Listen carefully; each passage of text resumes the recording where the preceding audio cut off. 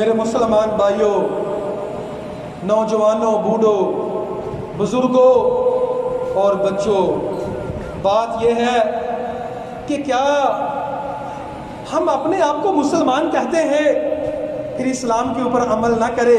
یہ کیسی مسلمانی ہے؟ شادی شدہ ہو کے بھی اپنی نظر کی حفاظت نہ کرے۔ اسلام نے تو کہا تھا شادی کا فائدہ یہ ہے نظر جھک جاتی ہے، اب تیری نظر کیسے جھکے گی؟ اور یہ نہیں ہے کہ جو کنوارا ہے وہ نظر کو جدھر مرضی پھیرتا رہے۔ میرے بھائی، کم از کم ابھی تک ہمارے معاشرے میں وہ فحاشی عریانی اور وہ بغیرتی نہیں آئی جو یورپ میں ہے کہ بھائی کو پرواہ نہیں ہوتی میری بہن کس کے ساتھ پھر رہی ہے، باپ کو پرواہ نہیں ہوتی۔ ابھی تک ہمارے معاشرے میں غیرت باقی ہے۔ اللہ کا واسطہ اس غیرت کو حفاظت کرے، دیوس نہ بنو۔ دیوس کہتے ہیں، نبی کریم صلی اللہ علیہ وسلم نے فرمایا دیوس جنت میں نہیں جائے گا۔ صحابہ نے پوچھا دیوس کون ہوتا ہے؟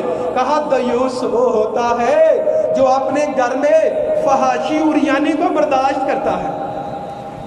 اپنی بہن کو پیار سے سمجھا ہی نہیں سکتا، اپنی ماں کو پیار سے سمجھا ہی نہیں سکتا، اپنی بیٹی کو نہیں سمجھا سکتا، اپنی بیوی کو سمجھا ہی نہیں سکتا، وہ دیوس ہے۔ آج ہمارے معاشرے میں جو ایلیٹ کلاس ہے، ساری نہیں، زیادہ تر ایلیٹ کلاس لوگ، ان میں یہ معاملہ آ چکا ہے کہ ان کو پرواہ نہیں ہوتی کہ ہماری بہن بیٹی دوستیاں لگا رہی ہے، کیس سے لگا رہی ہے، کیا کر رہی ہے۔ اور آج جو غریب طبقہ ہے، جو روشن خیال بننے کی کوشش کرتے ہیں، جو مڈل طبقہ ہے، وہ بھی اس طرح کی باتیں کر رہے ہیں۔ اور ایک شاید لیکن ابھی کم ہے، جتنا مرضی انسان بے عمل ہو لیکن ابھی تک مردوں میں غیرت باقی ہے۔ لیکن ظلم کی بات یہ ہے اپنی بہن کے بارے میں غیرت ہے، دوسری کی بہن کے بارے میں غیرت نہیں ہے، اور وہ بھی کسی کی بہن ہے، وہ بھی کسی کی بیوی ہے، وہ بھی کسی کی بیٹی ہے۔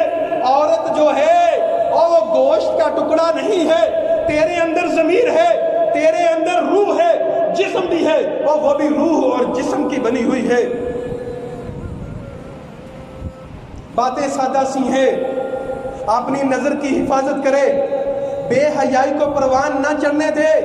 حیا ہوگا ایمان ہے، اور اگر حیا نہیں ہے ایمان بھی نہیں ہے۔